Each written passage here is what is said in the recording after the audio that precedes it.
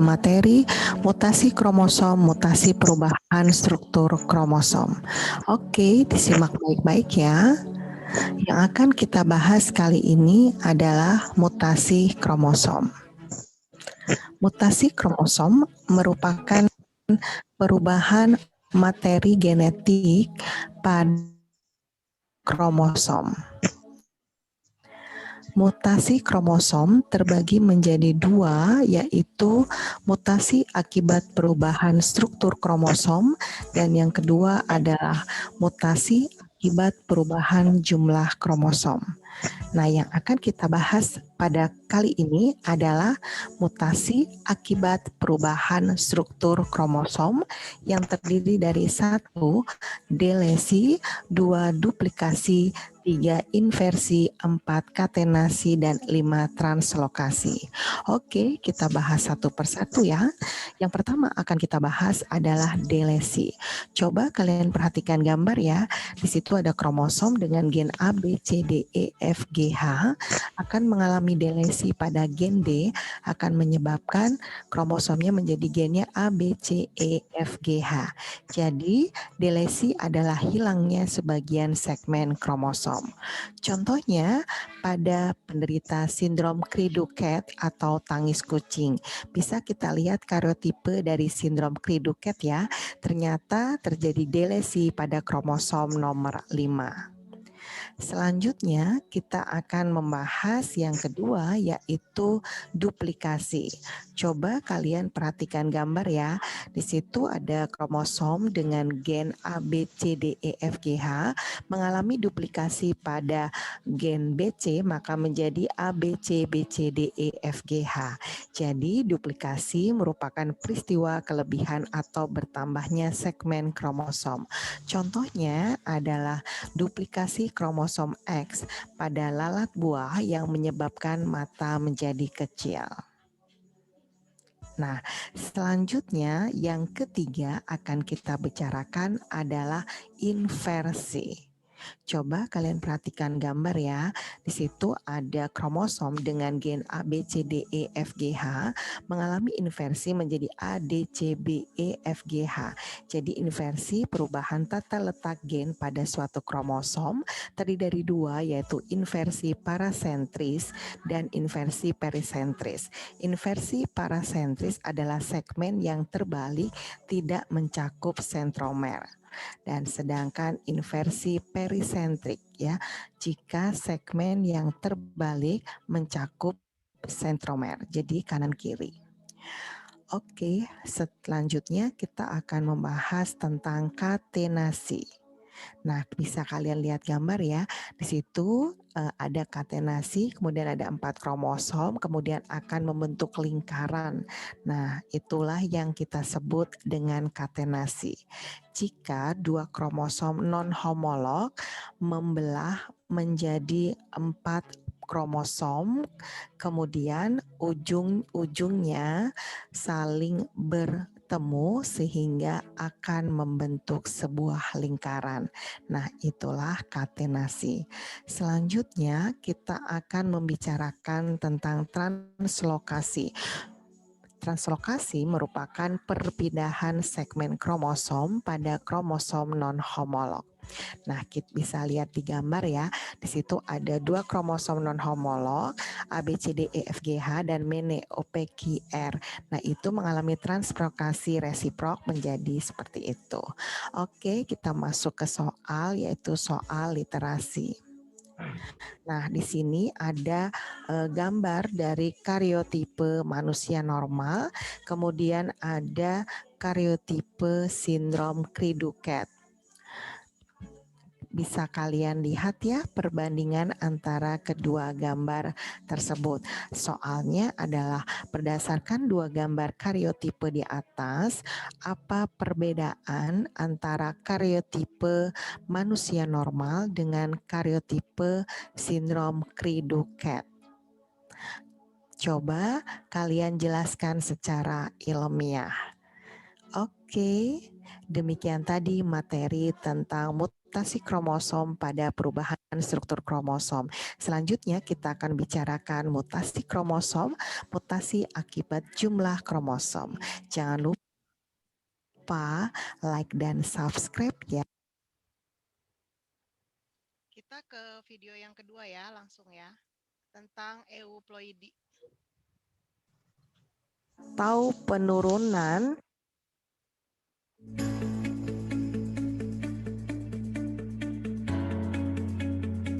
Hai, Assalamualaikum warahmatullahi wabarakatuh. Ketemu lagi dengan saya, Weti Dwiuningsi. Kali ini kita masih membahas bab mutasi kelas 12, yaitu pada bab mutasi kromosom, perubahan jumlah kromosom euploidi. Oke, disimak baik-baik ya. Kita akan mengingatkan bahwa mutasi kromosom itu terjadi atau terdiri dari dua, yaitu mutasi akibat perubahan struktur kromosom yang sudah kita bicarakan kemarin, dan mutasi akibat perubahan jumlah kromosom terdiri dari dua macam, yaitu euploidi dan aneuploidi. Nah, sekarang kita akan bahas tentang euploidi. Oke, apa itu euploidi? Euploidi merupakan perubahan yang menyebabkan modifikasi pada seluruh genom, yaitu peningkatan atau penurunan setidaknya satu set kromosom haploid. Nah, macam-macam euploidi ada monoploidi yaitu N haploid, kemudian ada diploid yaitu 2N, triploid ada 3N, kemudian tetraploid ada 4N, pentaploid 5N, dan seterusnya ada poliploidi. Oke, kita bahas satu persatu ya. Yang pertama akan kita bahas adalah monoploidi. Mono itu artinya satu, jadi mempunyai satu perangkat atau set kromosom di dalam sel tubuhnya. Contohnya adalah pada proses partenogenesis. Nah, partenogenesis ini terjadi pada lebah jantan. Terjadi karena sel ovum tanpa dibuahi oleh sel sperma. Jadi haploid ya. Kemudian yang kedua kita bicarakan adalah diploid. Di itu artinya dua ya. Jadi diploid adalah mempunyai dua perangkat kromosom. Nah, ini terjadi pada organisme pada umumnya terjadi peleburan antara sel telur dengan sel sperma akan menghasilkan zigot. Nah, zigotnya adalah diploid atau 2N. Oke, selanjutnya kita akan bahas tentang triploid. Itu artinya tiga ya. Jadi mempunyai tiga perangkat kromosom di dalam sel tubuhnya atau 3N. Tumbuhan triploid mempunyai ukuran tubuh yang lebih besar dan bersifat steril atau tidak berbiji. Contohnya pada semangka, jeruk yang tanpa biji. Oke, selanjutnya kita akan membahas tentang tetraploid. Tetra itu artinya 4 ya, jadi mempunyai 4 perangkat kromosom dalam sel tubuhnya. Tumbuhan tetraploid biasanya berukuran lebih besar, fertil atau subur, dan lebih banyak mengandung klorofil. Nah, di sini contoh dari tumbuhan tetraploid. Selanjutnya, kita akan membahas berdasarkan asal kromosom, euploidi dapat dibedakan menjadi dua macam, yaitu yang pertama adalah autopoliploidi, yang kedua alopoliploidi. Oke, kita bahas satu persatu ya. Yang pertama yaitu autopoliploidi. Auto itu artinya sendiri. Jadi autopoliploidi merupakan kelipatan jumlah kromosom yang berasal dari genom spesies yang sama. Contohnya adalah buah pisang hibrid yang tidak berbiji, misalnya adalah pisang Ambon, sedangkan pisang tanduk merupakan pisang berbiji atau non-hibrid. Nah, begini contoh dari pisangnya ya. Oke. Selanjutnya kita akan membahas tentang alopoliploidi. Apa itu alopoliploidi? Alopoliploidi merupakan kelipatan jumlah kromosom yang berasal dari genom spesies yang berbeda. Nah, contohnya penyilangan dua spesies dan hasilnya steril atau tidak subur, tapi lebih kuat atau vigor dibandingkan induknya sehingga bisa memperbanyak diri secara vegetatif. Nah, contoh dari alopoliploidi adalah gandum roti heksaploid. Nah, bisa kalian lihat gambarnya ya, lebih besar butirannya. Selanjutnya kita akan membahas soal literasi sains. Di sini ada gambar semangka dengan biji dan semangka tanpa biji. Berdasarkan gambar di atas, terdapat gambar semangka dengan biji dan semangka tanpa biji. Menurut pendapat kalian, manakah yang lebih baik dan sehat? Apakah semangka dengan biji atau semangka tanpa biji? Coba jelaskan dengan ilmiah. Oke, demikian tadi materi tentang euploidi. Selanjutnya kita akan membahas mutasi kromosom akibat perubahan jumlah kromosom aneuploidi. Oke, kita ke bentar ya. Udah ya, di ini ya. Apa sudah dilihat ya videonya? Coba ada yang tahu nggak yang terakhir tuh loh, pertanyaan di video yang kedua itu kalian lebih memilih mana ya? Semangka pakai biji atau semangka tanpa biji? Ada yang mau ngomong sebelum saya share yang ini? Share LKPD-nya ya. Dua-duanya baik kayaknya Bunda, soalnya yang dimakan semangka bukan bijinya. Cerdas. Cing atuhnya yang alamiah, yang alamiah, ilmiah maksudnya. Ada lagi yang lain? Vina, milih mana Vin? Yang pakai biji kayaknya Bunda. Oh, kenapa? Karena sering makannya yang ada bijinya. Sering nemuinnya. Aduh, cina. Witri, milih yang mana Wit? Yang nggak ada bijinya. Kenapa? Ribet yang ada bijinya ya? Iya. Jadi langsung makan aja. Tadi di video kurang jelas ya. Sebenarnya pembuatan untuk semangka biji dikasih apa ya tadi ya? Ada nggak? Belum ya? Nggak ada Bunda. Iya, penasaran karena memang nanti masuknya ke bagian mutagen atau penyebab mutasi ya. LKPD-nya kelihatan nggak sekarang? LKPD-nya kelihatan nggak? Belum keluar Bunda. Belum Bunda, belum keluar. Belum. Dari tampilan folder. Belum Bunda. Pak Rohadian ini udah pakai PDF tapi masih gini ya? Pak Rohadian?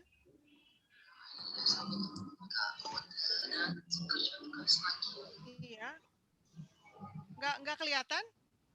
Kalian nggak lihat? Enggak, Bun. Enggak. Coba di-share lagi. Share screen.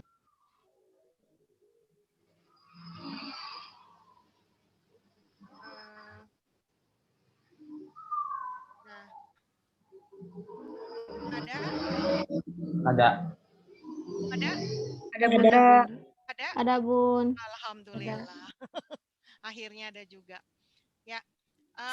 Nah, kita hari ini kan membicarakan tentang mutasi kromosom ya. Mutasi kromosom. Jadi mutasi kromosom itu ada dua ya, yang perubahan struktur, perubahan. Jadi kalau kromosom kan berarti yang berubah apanya tuh? Bagian dari kromosom apa? Di dalamnya kromosom. Gen, oke. Nah, jadi gennya itu bisa berubah struktur gennya, ya, pindah-pindah, berkurang atau bertambah, atau bisa juga jumlahnya. Jelas ya? Jadi mutasi kromosom itu bisa apa tadi? Berpindah, ya, struktur gennya atau bertambah, ya, bertambah jumlahnya. Nah, yang pertama kita bahas itu adalah ini, yang nomor 1 ini kan, struktur gen. Nah, kalau struktur gen itu tadi di video, nanti boleh kalian lihat sendiri ya, karena videonya kan wajib bikin wajib bikin rangkuman ya. Jadi setengah halaman aja ya rangkumannya. Bentar, ngajar. Sebentar. Ya, bentar ya, ada anak ibu. Ya, jadi kalau apa sih namanya? Kalau untuk strukturnya itu ada yang pertama itu ada delesi. Delesi itu artinya apa? Delete itu artinya apa? Atau hilang. Delete, hapus ya, hapus atau kurang. Jadi delesi itu berarti pengurangan gen. Ya, gennya dikurangin. Terus yang kedua duplikasi. Duplikasi kira-kira apa? Fotokopi kayak gitu, duplikasi. Dibikin 2. Ya, dibikin banyak, berarti penambahan, ya. Jadi delesi pengurangan, duplikasi penambahan. Terus habis itu ada translokasi. Trans artinya apa? Trans. Perpindahan. Jadi perpindahan, gennya dipindah, tapi di kromosom yang hurufnya beda, jadi non-homolog. Nah, sekarang yang ditanyakan di nomor 1 adalah inversinya. Coba kalian perhatikan gambar. Gambarnya kelihatan nggak? Gambarnya kelihatan? Kelihatan. Oke, gambarnya kelihatan. Nah, itu coba ada yang ngomong ya. Ya, Raisa mungkin bedanya apa ya antara yang inversi, menurut gambar aja coba. Inversi parasentrik dengan perisentrik gitu. Bedanya apa? Bedanya apa? Ada? Raisa? Bun. Ya? Ya. Bedanya menurut Raisa apa? Nggak usah pakai ini aja, lihat gambar aja. Ada? Kelihatan? Sama Raisa kelihatan?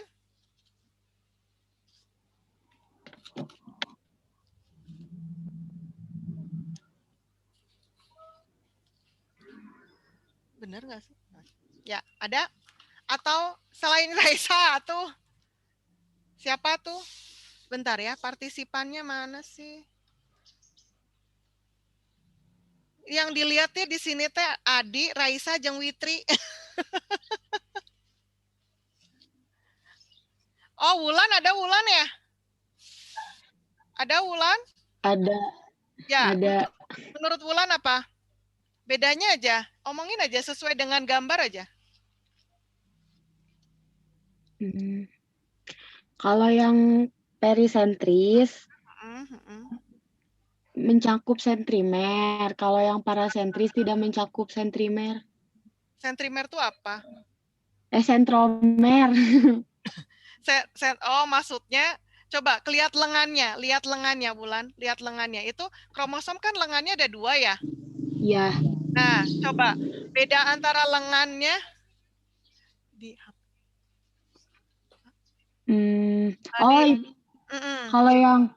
kalau yang perisentris mah yang FG kan asalnya FG itu di sebelah kanan terus pindah ke kiri. Sedangkan kalau yang parasentris mah FGH-nya tetap di kanan. Nah, yang berubah tuh cuma yang di kiri. Jadi benar Bulan. Jadi inversi itu artinya dibikin berantakan. Iya. Lihatin nggak? Angkanya berantakan kan? Nah, Ya, cuman kalau inversi parasentris, ya, itu yang berubah lengannya 1 apa dua-duanya?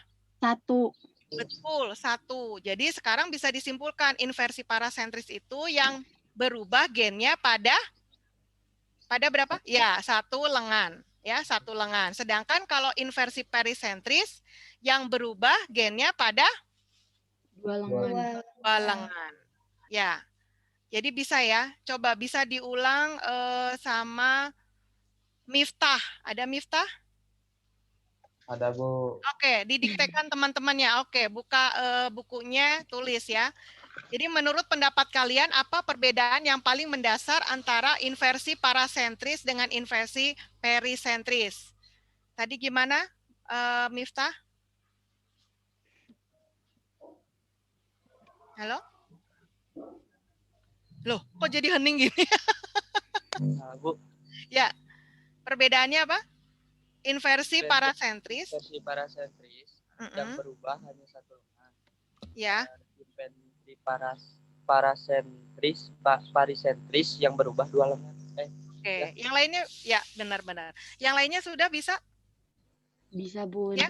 Ya, bisa diulang lagi. Tadi Raisa belum ngomong. Raisa teh kayaknya berdua ya? Iya. Raisa berdua atau sendirian? Sendirian. Ya, sok. Raisa ulang yang nomor 1. Jadi inversi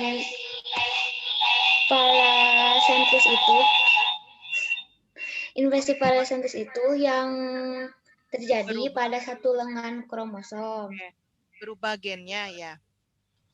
Terus yang inversi parisentris itu terjadi pada 2 kromosom. ya, perubahan gennya terjadi pada 2 kromosom. Bisa ya? Bisa? Nomor 1 beres? Oke, beres. Berarti itu kromosom yang berdasarkan letak kromosom ya, udah. Nah, sekarang kita ngomongin yang tadi ditanya ya di video. Colchicine. Jadi ternyata mau bikin semangka tanpa biji itu kita semprotkan colchicine namanya. Jadi colchicine ini adalah zat kimia. Colchicine itu adalah zat kimia. Kira-kira kalau kita mengkonsumsi zat kimia gimana ya? Bahaya, Bunda. Tidak baik bagi kesehatan. Tadi yang barusan ngomong siapa ya? Lain Adi. Nggak kelihatan mukanya di sini. Ya? Bulan? Iya, Bun. Ya, jadi kalau sudah tahu berbahaya buat kesehatan, milihnya semangka tanpa biji atau semangka dengan biji? Semangka dengan biji. Iya. Semangka dengan biji. Ya. Semangka dengan biji. Walaupun saya pribadi juga senangnya tanpa biji ya, biar nggak ribet gitu. Suka kemakan itu biji teh. Takutnya nanti tumbuh di kepala ya kan? Itu waktu kecil kan suka gitu ya. Nah sekarang gini, kita ke semangka ya, kita ke tadi yang kedua itu adalah euploidi ya. Yang jumlah itu kan ada euploidi. Eu itu artinya nyata. Ploidi itu jumlah set kromosom. Jadi kalau euploidi yang berubah adalah itu angka sebelum N. N itu set kromosom. Manusia berapa N, Gina? Hah? Ya. Kaget ya. Apa, Gin? Manusia berapa N?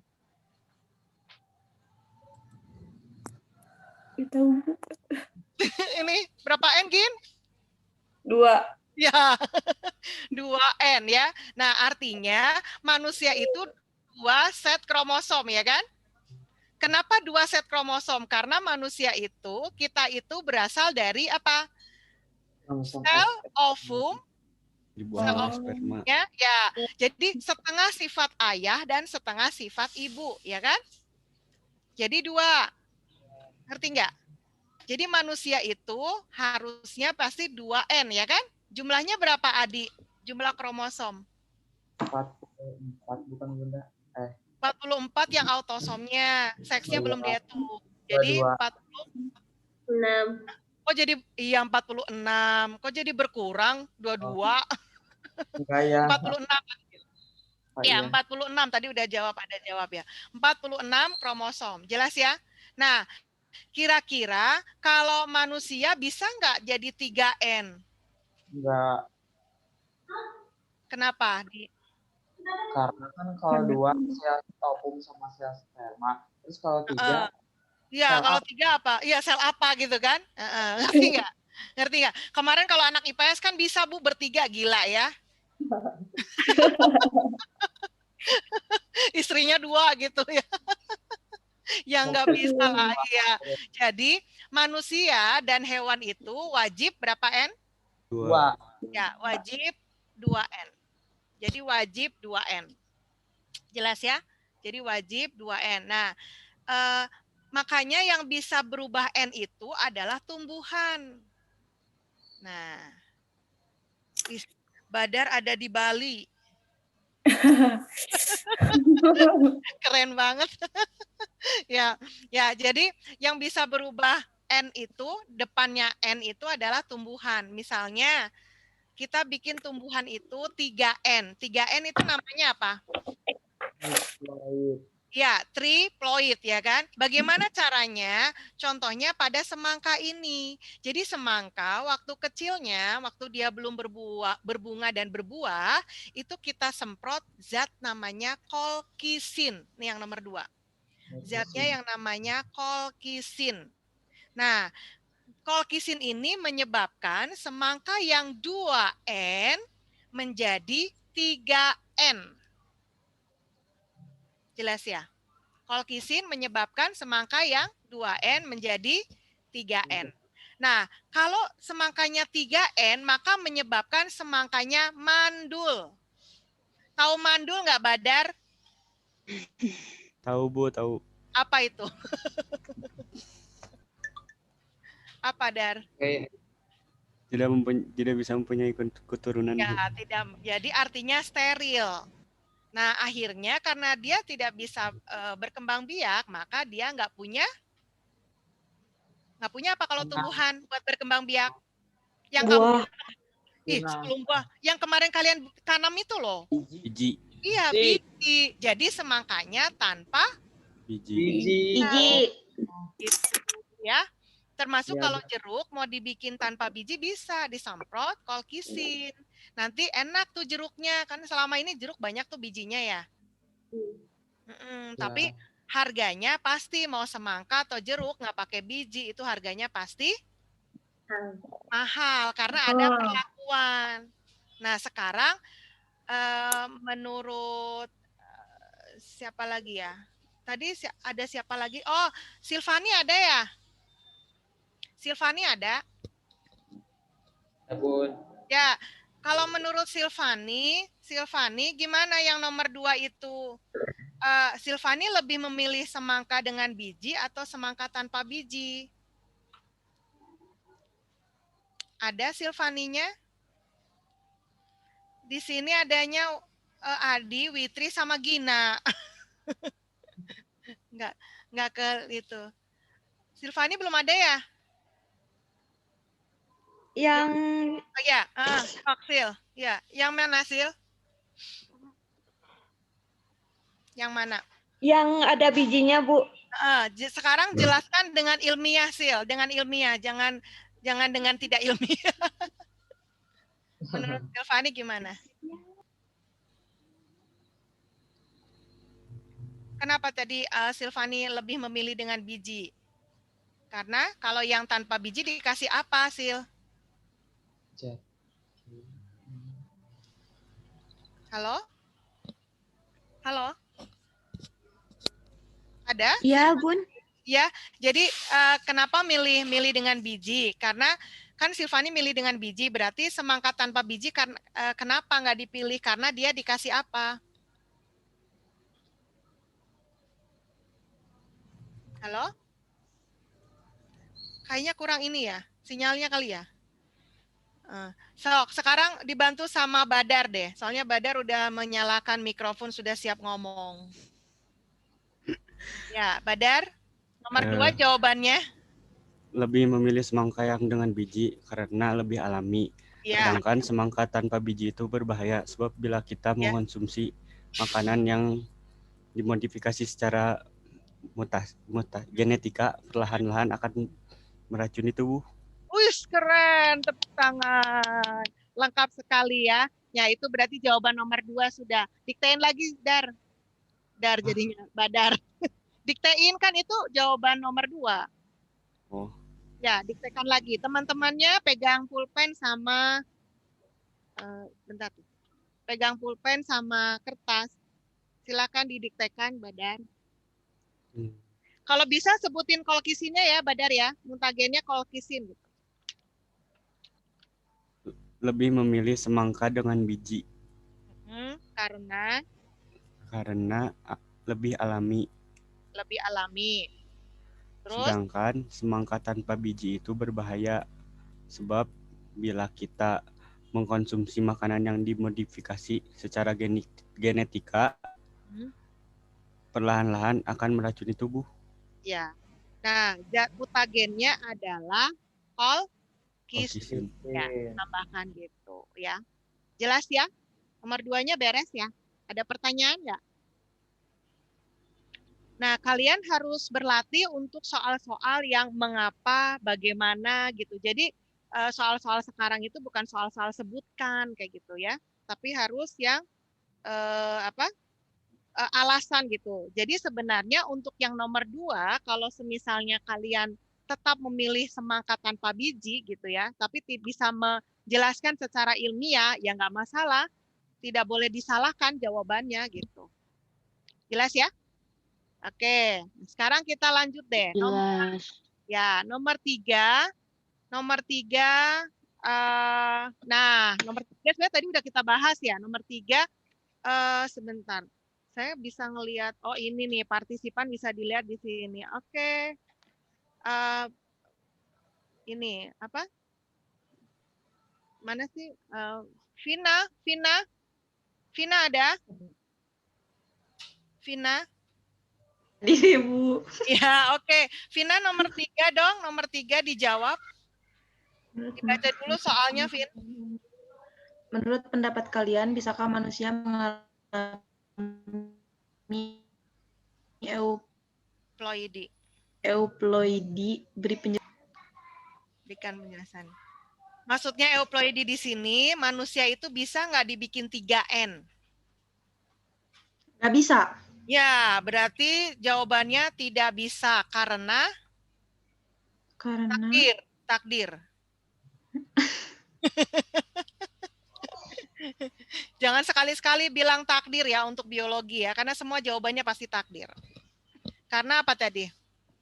Karena manusia itu berasal 2N itu berasal dari N-nya persatuan antara apa? Sifat apa tadi, ayah dan ibu gitu. Ayah dan ibu.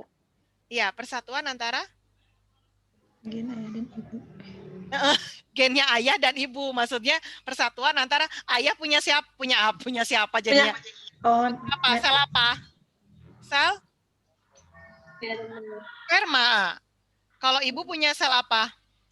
Sel ovum. Ya, jadi bisa diulang ya. Bisa diulang sama Gina. Orang mukanya Gina terus yang ada di sini. Yuk. Tadi Vina udah benar jawabannya, tidak karena Manusia itu hanya punya 2 N. 2 N. Sel ovum sama sel sperma. Sel ovum dari perempuan, sel sperma dari laki-laki. Ya, jadi atau sel ovumnya yang haploid N dan sel spermanya yang haploid. Jadi hewan sama manusia itu sama gitu. Jadi dia tidak bisa berubah menjadi lebih dari 2N. 2N. Iya. Gampang ya? Udah beres tuh? Ada pertanyaan? Aku mau nanya Bunda. Boleh. Mangga. Ibu kan tadi yang di ploid itu kan monoploid, diploid, sama triploid itu kan ada contohnya ya Bunda. Ya, betul. Seperti monoploid itu contohnya diploid itu pada hewan manusia, terus triploid dan yang lainnya itu terjadi pada tumbuhan. Nah, yang tetraploid atau yang 4 set kromosomnya itu contohnya tumbuhan apa Bunda? Tetraploid tadi itu ada apa sih, hak gandum ya kalau nggak salah. Pokoknya intinya gandum bisa, tomat bisa, jadi tanaman yang kalau kalian lihat sekarang yang bikin gede-gede. Pernah lihat nggak tomat segede apel? Nah, jadi semakin banyak N-nya, semakin besar itu tanaman. Jadi nanti kalau misalnya Adi tuh suka banget sama kelengkeng. Kelengkeng kan kecil ya dia. capek ya bukain bungkus kelengkeng gitu kan. Nah, coba Adi bikin kelengkeng sebesar semangka. Gitu. Ya. Bisa nggak? Bisa, insya Allah bisa gitu. Nah ini adalah rekayasa gitu. Intinya rekayasa adalah kita ingin membuat kita ingin membuat hidup kita itu mudah gitu. Kayak tadi kan semangka, jeruk, kenapa dibikin nggak ada bijinya? Supaya kita mudah, nggak ribet gitu. Terus kalau orang Jepang itu semangka dibikin bentuknya apa? Kotak. Ya kan? Kenapa? Karena kalau bulat masuk ke kulkas kemana-mana gitu kan. Nah, sekarang misalnya Miftah mau bikin semangka bentuk lope gitu ya. Iya. Jadi Miftah ngasih ke cewek jangan coklat, udah nggak musim. Pakai semangka bentuk lope. Semangka kotaknya Jepang harganya 15 juta loh ya. Ya, satu buah semangkanya harganya segitu. Coba bayangin, kalau kalian bisa membuat semangka bentuk lope, wah, berapa juta itu? Ya, jadi kalau misalnya kalian yang punya imajinasi liar, disaranin sih kuliah, yaitu di apa? Ya, di biologi bisa, di pemuliaan tanaman bisa gitu, atau mungkin yang peternakannya juga bisa. Jadi jangan punya pikiran bahwa harus milih kedokteran gitu kan. Terus apalagi tuh yang favorit? Teknik, farmasi gitu. Cobalah lirik peternakan, perikanan, ya, pertanian gitu. Ya, jadi masih dibutuhkan apa sih? Temuan-temuan yang spektakuler gitu. Ya. Kayak orang Thailand tuh suka banget kan bikin apa? Duren Bangkok gitu. Durennya dari mana? Iya. Indonesia. Iya, bunga anggrek yang di sana itu mereka tuh ngambil dari Indonesia, kemudian mereka bikin anggrek itu anggrek putih tapi dibikin totol-totol lepo-lepo gitu. Nah, itu kan keren ya. Oke. Nah, itu fungsinya belajar mutasi ya. Jadi terus kalau pokoknya kalau hewan sama tumbuhan dimutasi harganya jadi mahal. Tapi kalau manusia malah dihina gitu. Iya, beda dari yang lain. Iya, benar. Kan contohnya anak-anak yang seperti sindrom Down, nanti kita bicarakan di pertemuan selanjutnya gitu. Ya kan? Itu kan justru dihina gitu kan? Tapi kalau tumbuhan coba, sekarang tanaman yang lagi in tuh, satu daunnya berapa juta ya? Tahu nggak? Janda bolong. Ya, janda bolong. Semakin banyak bolongnya, bayangin, semakin banyak bolongnya semakin mahal. Iya, Bu. Oh, janda mahal. Iya. Jadi nanti ada ya gimana cara bikin bolongnya, terus itu udah janda bolong kemudian klorofilnya dibikin rusak jadinya warnanya putih kuning ya. Nah itu jauh lebih mahal. Nah ngeri banget nggak? Hewan ya, ular piton yang albino warnanya putih dia harganya 3 kali lipat dari ular piton biasa, ya kan? Tanaman anggrek yang keriting harganya lebih mahal. Kayak gitu aja. Pokoknya yang dimodifikasi gitu justru lebih mahal. Tapi kalau manusia terjadi mutasi malah dihina gitu, dikucilkan gitu. Ya, sip ya. Nanti kita bicarakan ya. Nah, setelah itu kalian ya apa? Kenapa? Kalau contoh mutasi pada hewan itu kayak gimana, Bu? Mutasi pada hewan. Kalau misalnya kalau permainan genetika bisa aja sih kayak cloning kayak gitu. Perubahan yang terjadi misalnya itu tingkat DNA. Misalnya gini, Adi punya ingin merubah, saya punya udang gitu ya, rasanya kurang manis. Jadi kita biasanya di screen dulu DNA-nya, ternyata ketahuan ini, oh gen ini yang bikin nggak manis udang nih gitu. Dipotong, itu udah ada. Itu namanya rekayasa genetika.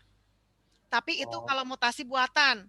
Kebanyakan kan orang itu membuat mutasi buatan ya, supaya harganya mahal. Tapi kalau mutasi alami ya, banyak bisa dilihat, mungkin ada kan ular yang kepalanya 2 kayak gitu, itu mutasi alami. Ya. Jadi itu jadi keanehan-keanehan dalam bentuk hewan itulah namanya mutasi gitu. Namanya perubahan itu mutasi gitu. Walaupun aneh sedikit udah mutasi gitu. Jelas ya? Tapi kalau yang mau disengaja itu namanya rekayasa genetika, nanti kita bicarakan di bab bioteknologi. Jadi Adi bisa bisa berimajinasi nanti kalau memang di dunia peternakan kan kita mau bikin sapi yang dagingnya empuk misalnya. Bagaimana ini dari gennya? Bukan hanya dari makanannya tapi dari gennya. Kemudian sapi perah yang susunya tidak pernah habis misalnya. Atau susunya langsung rasa stroberi misalnya. Ya, kenapa tidak gitu? Kenapa kita nggak gila gitu imajinasinya ya kan? Langsung si sapi ini ngeluarin susu rasa coklat misalnya gitu. Ya. Jadi semakin hari semakin gila itu yang namanya pengetahuan gitu. Kalau yang suka dengan penelitian, Ibu saranin itu masuk jurusan yang kayak gitu. Di luar negeri, di negara-negara adikuasa itu, negara-negara maju dicari. Terutama suka banget sama orang Indonesia. Orang Indonesia itu cerdas, ya cerdas tapi bayarannya nggak terlalu mahal. Ya, gitu ya. Ada pertanyaan lagi, Di? Enggak, Bunda. Udah aja. Nah, udah ya. Nah, yang lainnya, nanti ini wajib mengisi refleksi ya. Jadi refleksi itu tulis pertanyaan atau pernyataan tentang materi kali ini. Misalnya boleh sih kalian tulis, sudah dibahas bersama Bu, Alhamdulillah gitu. Boleh. Yang jelas, kalau ini nggak diisi, nilainya nggak sempurna. Iya, Bu. Jelas ya, jadi ini perasaan aja, kamu mengungkapkan perasaan, latihan mengungkapkan perasaan gitu. Ibu nggak ngerti banget ini bab apa sih ini teh, nggak nyambung sama hidup aku, misalnya gitu. Boleh, itu namanya perasaan. Itu namanya perasaan ya kan. Nah, pokoknya tesnya yang LLKPD ini tiga-tiganya udah kita bahas, jawabannya pasti benar semua. Kemudian refleksi kamu tulis ya. Kemudian kalian membuat rangkuman, boleh diketik, boleh boleh ditulis tangan, dihias-hias, boleh pakai apa sih kalian lebih canggih lah PicArt, Canva atau apalah gitu ya. Boleh ya. Yeah. Tapi kalau bisa 1 halaman untuk 2 video. Ya. Kalau memang mepet, Bu saya pengen bikin 2 halaman ya silakan, maksud Ibu teh biar kalian tidak terlalu berat gitu. Nah, kalau semuanya dikerjakan dengan baik, maka nilainya bisa 100. Jelas? Iya, Bu. Nilainya, nilai LKPD ini, LKPD mutasi 2. Nah, kalau setiap LKPD nilainya 100, nilai rapotnya 100. Wah. Ya, tapi dengan catatan nilai ujian juga 100 gitu. Ya, udah ya. Ada pertanyaan? Bunda mau nanya. Ya, boleh apa? Siapa ya? Ini nggak Witri. kelihatan. Oh ya, Witri. Bentar, saya cari. Witri. Oke, ketemu. Ya, Wit. Kan yang portofolio teh ngirim rangkuman. Rangkumannya yang semester 2 aja atau sama semester 1? Oh, yang portofolio belum ada kabar ya. Saya belum nanya sama pihak kurikulum. Itu mah cuma jaga-jaga sebiasanya portofolio. Cuman kalaupun jadi iya, biasanya dari semester 1. Tapi kan semester 1 juga kemarin kalian udah bikin ya. Jadi tinggal diminta aja bukti fisiknya.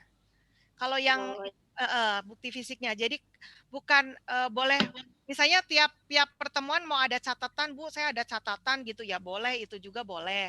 Atau misalnya